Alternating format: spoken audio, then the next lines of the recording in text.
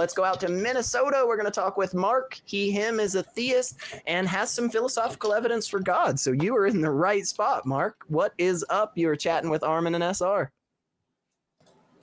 Hey, thanks, you guys. First of all, I think you guys are great. I really appreciate what you're doing. You give some very thoughtful commentary on things. And totally the purpose of my call is not to say, here's why I'm right and here's why you guys are wrong. I really We're okay if you want to do that, though, Mark. Like, that's all right. Come out swinging, bro. That's okay.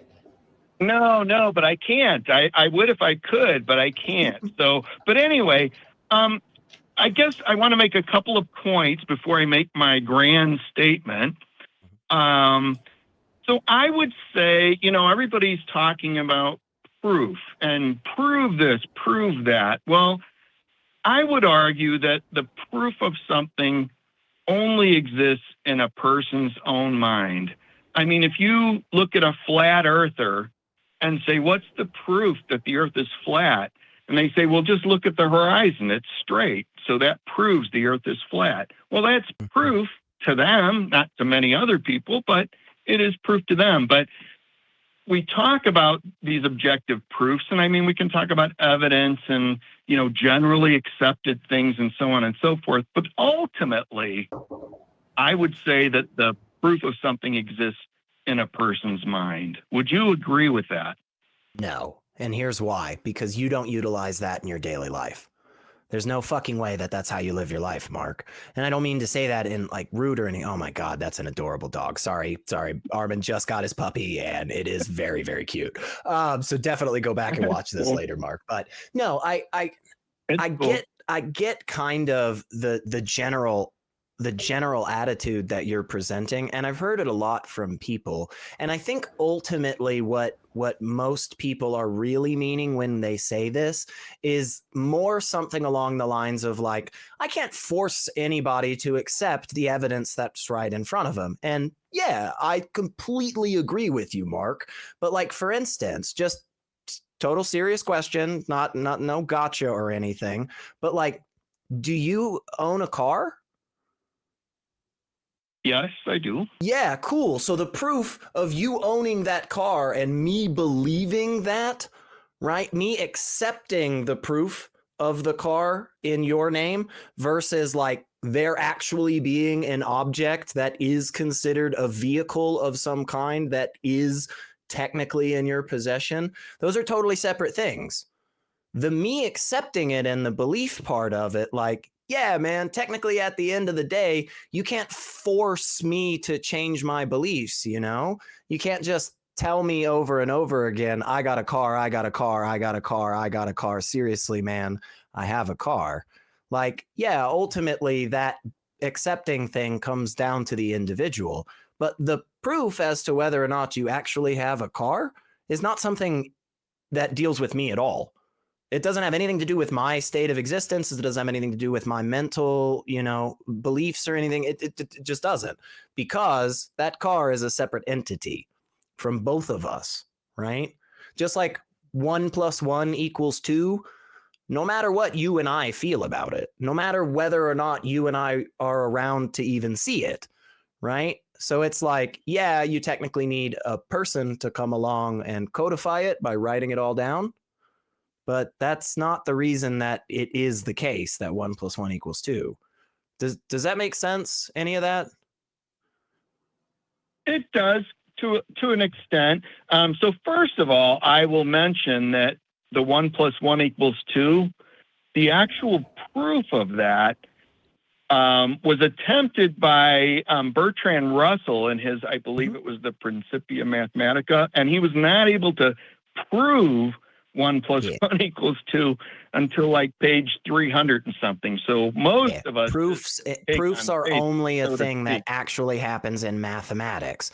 But what they're talking about when they say proofs and what we're talking about when we say proofs are different degrees of it. When people are saying, when the average person, a non-mathematician, is talking about proving something, what we're talking about is a demonstration of information so as to lend justification to a conclusion. That's what we're talking about.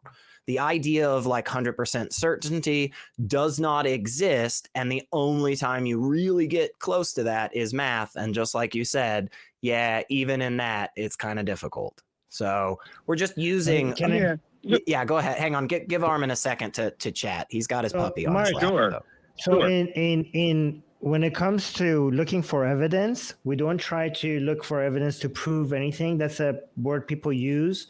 When we're looking for evidence, we're trying to make it reasonable to believe in something, make it justifiable to believe in something. So we're making the probability of that high enough for it to be justified belief, right?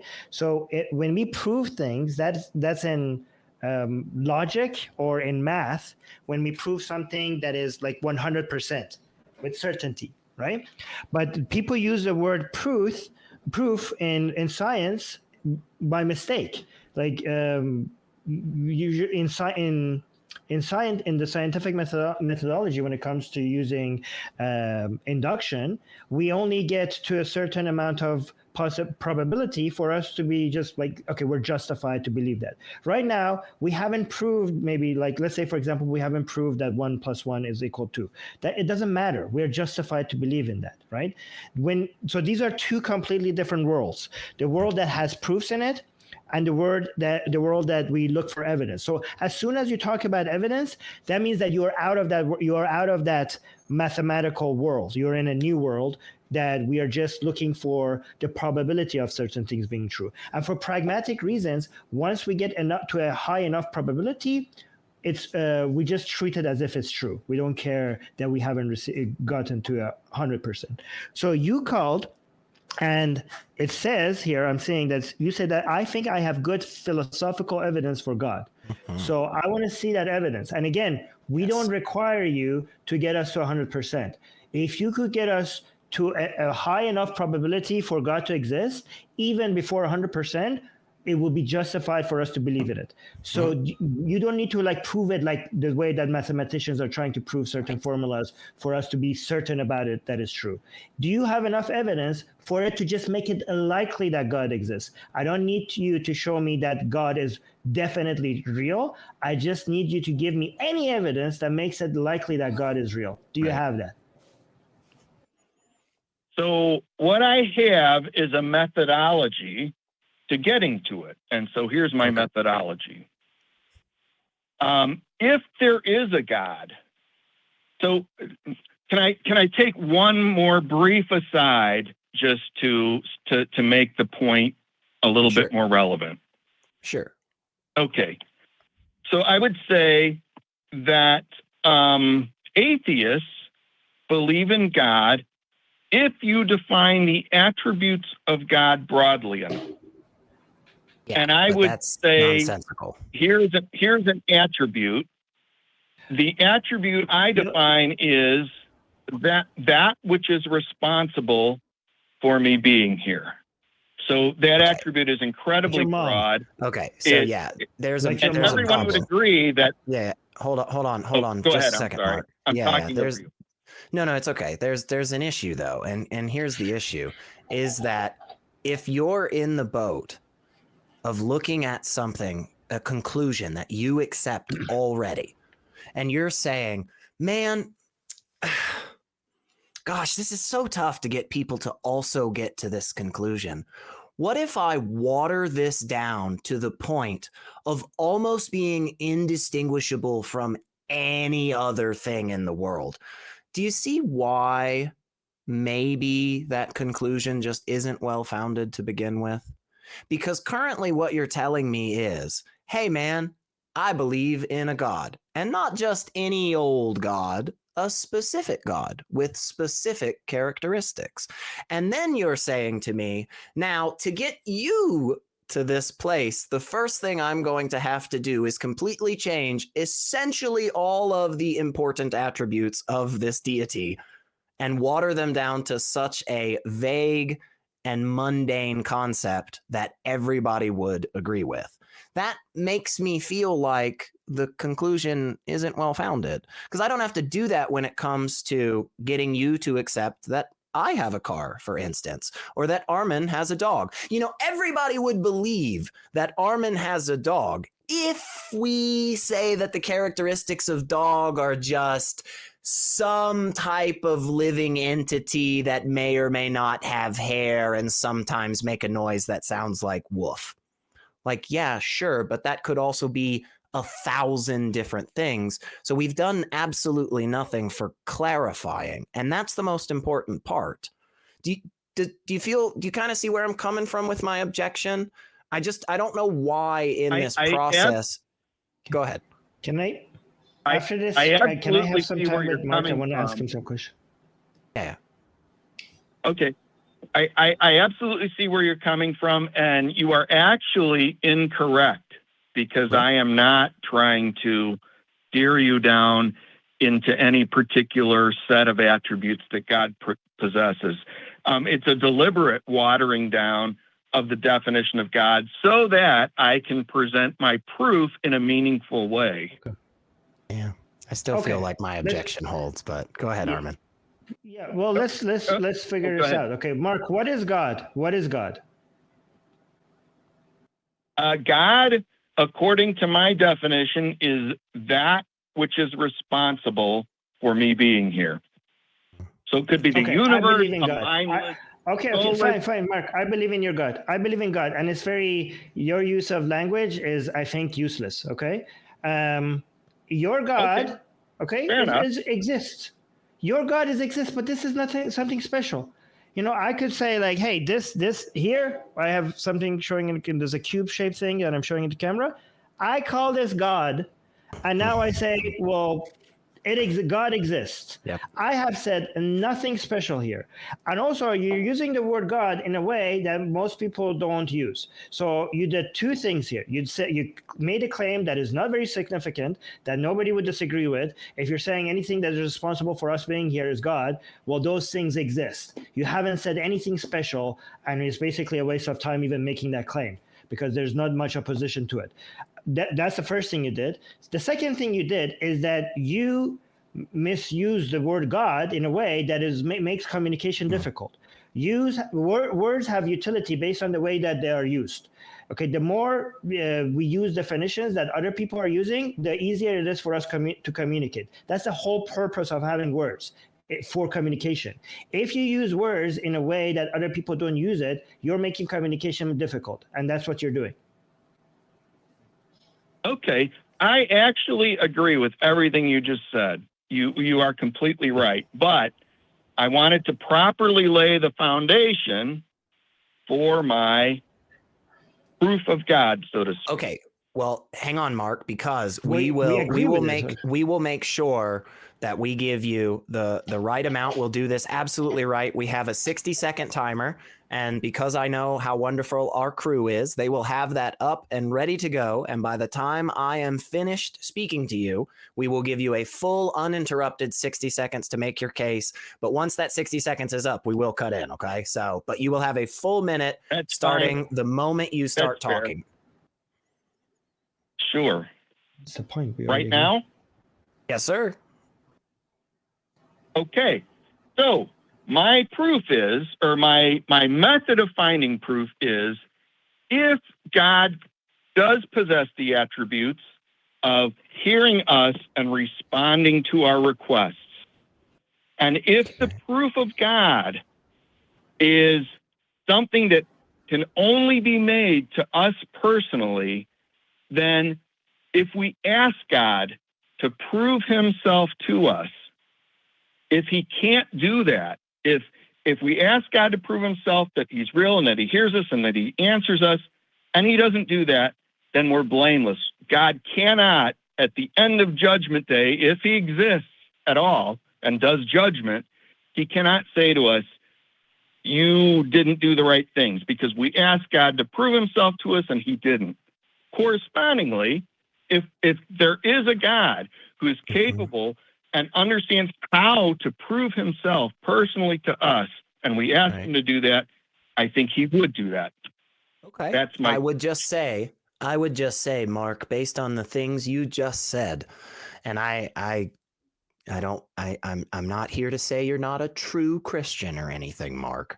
Definitely not. But I am here to say what you just said, brother, sounds a hell of a lot closer to what a lot of atheists say than what a lot of believers say, because I know a bunch of Christian rebuttals to this. Oh, well, you know, I asked for God to demonstrate himself and he didn't. So, like, I'm not blameless. No, see, you are blameless because God has already written it on your heart. The natural revelation of God's existence is all around every single one of us, and we should accept it. That's what at least is claimed by some people who wrote some books of the Bible.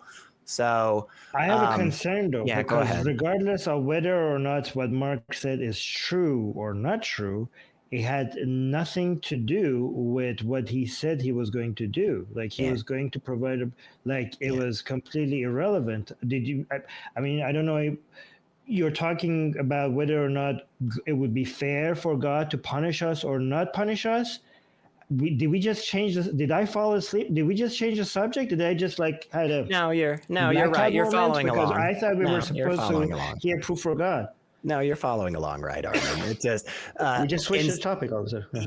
Kind of. I mean, instead of it actually being like a philosophical argument or anything, it was essentially a test that Mark has devised to say, hey, look, you know, if certain things are true, then these things should follow. And unfortunately, while I, you know, in some aspects of it, I can agree with you, Mark. Like, yeah, if there really is a God that like has the ability to do stuff and like, you know, wants to do this stuff, then he probably should do the stuff. And if we don't see that happening, then yeah, that's probably a good indication that you know, at least one of those attributes isn't true. But it doesn't ultimately prove or disprove either way, because it's not even relevant to the topic. Right. Again, it is ultimately something that's just a bit of an aside as to whether or not, because again, at the end of what you said, you know, on the flip side, if there really is this God, then like I think he would do it. And that's like, yeah, that's what all the believers say. But for some reason, we just don't have that. We just don't have that demonstration. It's just interesting to me that while we're trying to prove God's existence, we just go on and talk about how we would think this God would behave. Like I don't understand. Like, hey, let's see if X is real. Okay, I think X is real. Okay, give me the reasons why X is real. Well, I think X has these characteristics and it would behave this way. Like, right. Yeah, we're talking about building codes for a species of Martians and talking about why they decided you can't have residential and commercial mixed. And it's like, wait a second. Did we even establish that there was living creatures on Mars yet, guys? Like, are we? And we haven't even established. Yeah. And also, we haven't even established. You said like God is anything that is responsible for us being here. Okay, well, those things exist. There are reasons why we're here. But all of a sudden, we come up with he and this thing that gets angry, that judges us, that can do things, that has a personality, that has human character. Like you just all of a sudden just assumed a whole bunch of things. Like we agreed that thing that you call God exists, but all of a sudden we just jumped to something that we haven't established that could have any of those things that you just attributed to it. All of those things, I don't know, I'm just confused. I just think like we missed like 1, 2, or I think 2 million steps all of a sudden in the middle. I will though, real quick though, before we grab another call, Mark, with you here. I mean, if you're willing to do it, I will right here, right now, directly ask God for the proof. I'll do it. I'll bow the head and everything if you want, if you're willing, if you're into it, Mark. You want to do it? Armin, bow your head. Will everybody bow their heads at home for me real quick? Everybody, dear God, everybody who's watching, everybody. Dear God, oh Heavenly Father, if you could please provide us lowly and fallible atheists with proof of your existence, we would greatly appreciate it. And we would, of course, cease all of our blasphemous and heathenous ways and join you in heaven forever, as is supposedly our wishes. In Jesus' name, this I pray. Amen. All right, guys. Anybody? That went a little above and beyond what I was proposing, but Well, hey, if it went above and beyond, God should easily be able to meet. Oh, hang on. I think. Oh, no, sorry. That was a spider. Never mind. I thought I saw something at the corner of my eye. I didn't get anything. Also, Armin, did you get anything? I was watching everybody. Brent was not with us when we were praying. Brent in the live Brent? chat, you were not with us. Brent, what are you doing? You could have fucked the whole thing up, man. Oh my gosh. Oh my gosh. Oh, wait a second. Wait a second. And I just want to be clear. Hang on just a second, Mark. Can I just say one more thing before? We got a message from God himself. God has taken over our chat here. God is here. Look, folks, underneath Armin and my name, this is God. And God says, make up your own mind. Thanks, God. Thanks be to God. All right, Mark, we'll let you end this out, brother. All right. Just wanted to say I was not saying this would happen. Sure. I was simply saying if God possesses those attributes, they should happen. And if they don't happen, then I think it's very fair. And I'm not saying they will happen. I'm just saying if they don't happen, I think it's very fair to say, whatever the attributes of God are, they aren't these. So that's all I'm saying. Or maybe those are the attributes of God and that God just doesn't exist. It's always possible there too. But either way, thank you so much, Mark. We're going to grab some other calls.